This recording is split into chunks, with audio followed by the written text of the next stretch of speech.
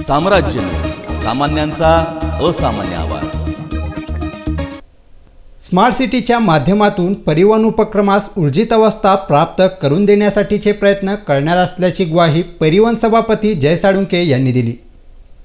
मागील काही दिवसापासून सोलापूर महापालिकेच्या परिवहन उपक्रमाचे खाजगीकरण करण्याचा विषय पालिकेच्या वर्तुळात चर्चेला जात होता। खाजगीकरण करीत असताना आवश्यक असलेले सर्व उपाययोजना करून पालिका आयुक्तांनी खाजगीकरण करावे, शिवाय सद्यस्थितीत असलेल्या कायम रोजंदारी कर्मचाऱ्यांची पर्यायी व्यवस्था करावी, कर्मचाऱ्यांच्या प्रलंबित प्रश्नांची सोडवणूक केल्यानंतर खाजगीकरण करावे,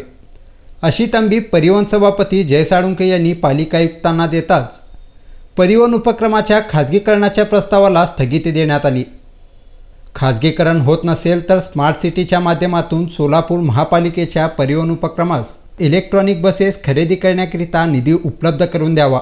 शिवाय 7 रस्ता येथील डेपो आणि शहरातील विविध भागात 80 बसस्थानके उपलब्ध करून द्यावेत,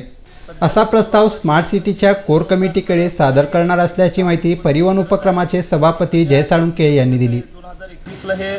स्क्रॅप होणार आहे, त्यामुळे आम्हाला स्मार्ट सिटीच्या अंतर्गत की 50 बसेस भेटले पाहिजेत आणि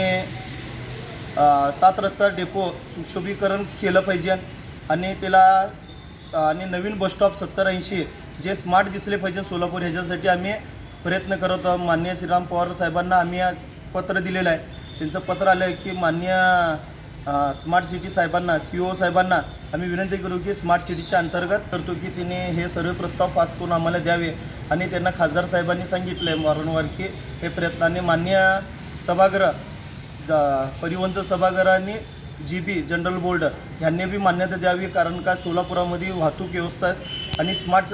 वाहतूक व्यवस्था व्हावी, हे एवढी आमची इच्छा आहे।